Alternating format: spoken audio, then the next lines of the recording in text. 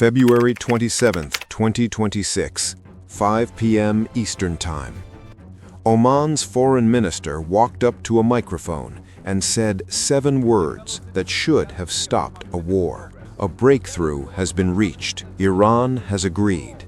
Iran had reportedly agreed to permanently halt uranium enrichment. Full international inspections, verified, done. The diplomats were celebrating. Peace seemed within reach.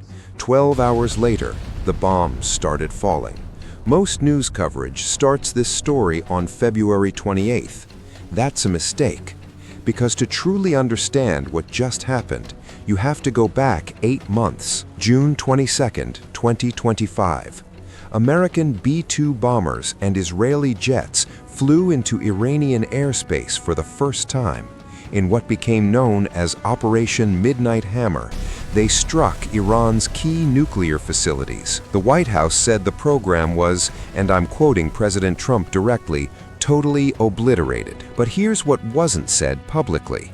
It wasn't enough. Intelligence quietly confirmed that Iran had begun rebuilding, deeper underground, more hidden, more hardened than before. And at the same time, inside Iran, something far darker was unfolding. In late 2025, the Iranian people, fed up with decades of economic collapse and brutal repression, rose up in the largest protests since the 1979 Islamic Revolution. Students, mothers, ordinary workers taking to the streets by the millions. The regime's response was merciless.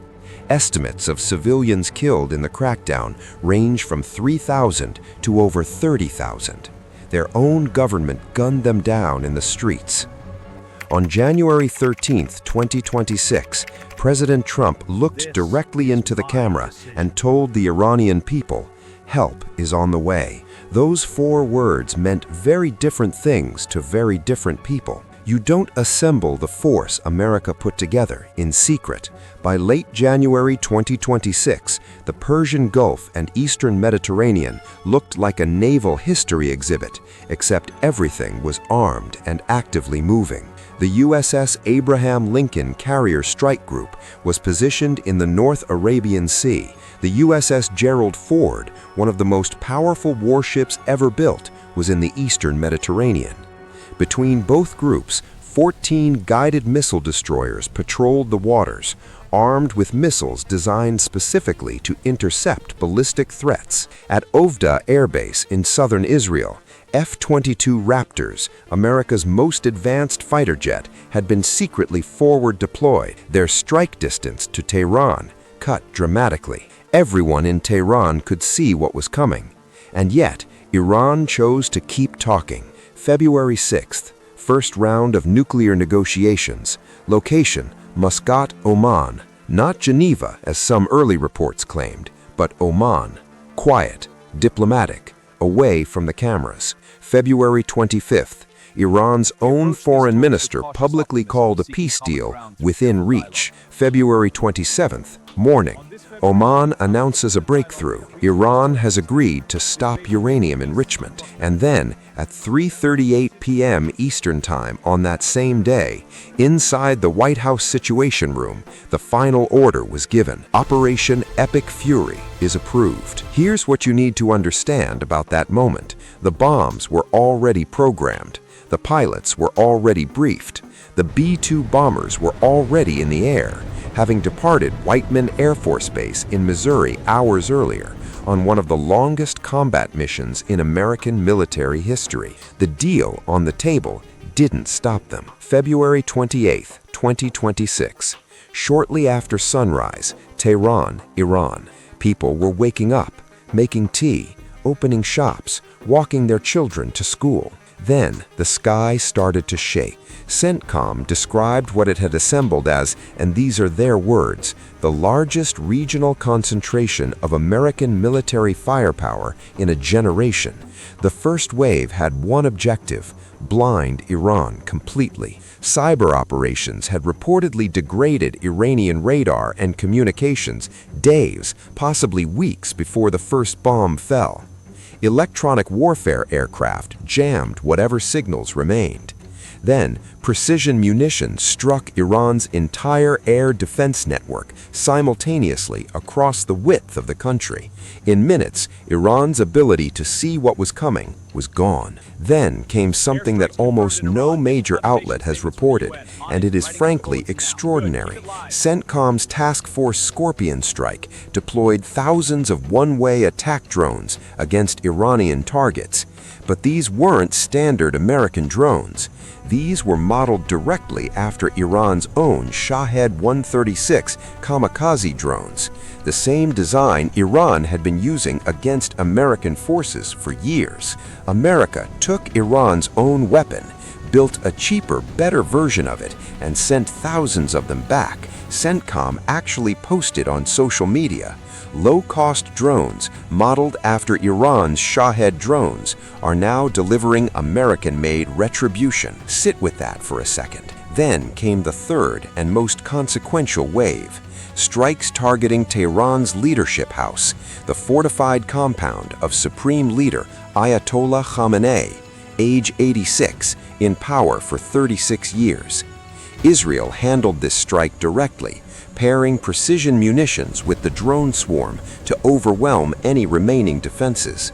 By late afternoon, President Trump posted on Truth Social, not in an Oval Office address, not before a joint session of Congress, but on a social media platform, announcing that Iran's supreme leader was dead. Khamenei, one of the most evil people in history, is dead. 36 years of theocratic rule ended before dinner. Also confirmed killed, Iran's defense minister, the commander of the Revolutionary Guard, multiple senior military officials. In total, hundreds of targets struck across at least 9 Iranian cities. B-2 bombers from Missouri, F-22s forward deployed from Israel, F-35s, F-15E Strike Eagles, Tomahawk cruise missiles from destroyers in the Persian Gulf. Israel deployed approximately 200 warplanes, targeting around 500 objectives, the largest strike sortie in Israeli Air Force history. But the enemy always gets a vote. Before Iran's command structure fully collapsed, they launched what they called Operation True Promise 4. Hundreds of drones and ballistic missiles fired simultaneously, not just at American targets, but across the entire region. Explosions were reported in Israel, Saudi Arabia, the UAE, Qatar, Kuwait, and Bahrain. The U.S. 5th Fleet headquarters in Bahrain was targeted directly. Udeid Airbase in Qatar, one of America's most critical forward operating bases, was struck. Jordan's military reported shooting down 49 incoming drones and missiles threatening its territory. 2 oil tankers were attacked off the coast of Oman. American defense systems worked around the clock. Most incoming threats were intercepted, but not all. Several American service members were killed. Others remain hospitalized. Their families were living normal lives 72 hours before that phone call. This is the cost that doesn't fit neatly on a PowerPoint slide in the Situation Room.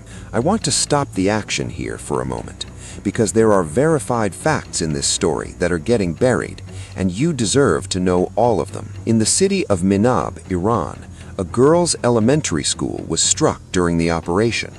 Reports from Iranian sources, with footage later verified independently by the Washington Post and the New York Times, indicate 148 students were killed and 95 were wounded. These were children in a classroom. They had nothing to do with uranium centrifuges or ballistic missiles. By March 3rd, the Red Crescent had confirmed over 600 Iranian civilians killed. One human rights organization placed the number at 742. The count is still ongoing. And then there is the question nobody in power is explaining publicly. Oman's foreign minister stated that both sides had agreed to send technical teams to IAEA headquarters the following Monday to finalize a nuclear verification deal. Iran's own foreign minister had called a peace deal within reach 72 hours before the strikes began. The White House has not publicly explained what changed between that announcement and the launch order. Congress was not formally consulted. No War Powers Act authorization was sought. The 8 senior congressional leaders, known as the Gang of 8, received a classified notification shortly before strikes commenced. That was the extent of congressional involvement. Constitutional scholars are now actively debating whether this was legal under American law. That debate is not settled. These are not partisan talking points. These are documented facts reported by NPR, CSIS, The Washington Post, USNI News, and the Stimson Center. A nation that goes to war deserves to look honestly at all of them. Here is where things stand as of March 3, 2026, 5 days after the strikes began. Iran's leadership structure is in unprecedented disarray. The supreme leader is dead. The defense minister is dead. The IRGC's top commander is dead. Inside Tehran, protests have erupted. Iranians are taking to the streets, some waving white flags, responding to Trump's message that the hour of your freedom is at hand. But the risks ahead are severe and immediate. Oil prices have surged past $100 a barrel. 150 freight ships, including oil tankers, are already stalled behind the Strait of Hormuz. If Iran moves to fully close that passage, through which 20% of the world's oil supply flows every single day, economists warn of an immediate global economic shock felt at every gas station in America. Russia and China have both condemned the strikes. The world is watching closely to see how far that condemnation goes. Iran's proxy networks, Hezbollah and the Houthis, remain fully intact. Both have signaled retaliation is coming.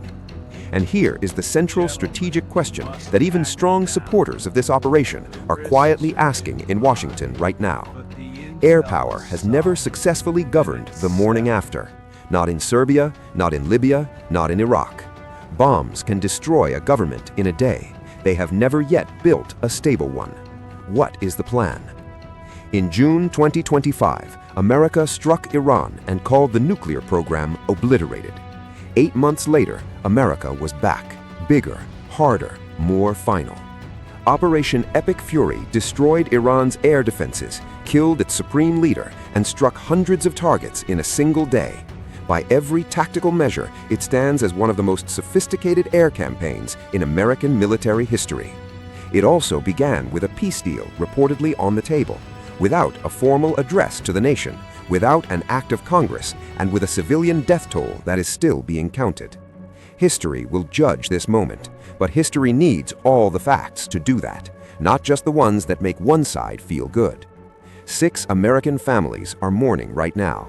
They are the price of someone else's decision. Hundreds of Iranian civilians are dead, including 148 children in a schoolroom who had no vote in any of this. And as of today, this situation remains live, active, and unresolved. The next chapter has not been written yet. So here is my question for you, and I genuinely want your answer in the comments. Was Operation Epic Fury a necessary act of national defense or a war of choice that didn't have to happen? Because this is exactly the kind of debate that a democracy, at its very best, is supposed to have. If you want history told straight, with verified facts, full context, and the hard questions included, subscribe, hit the bell, and share this with someone who needs to see it.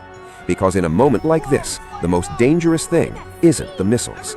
It's not knowing the whole story.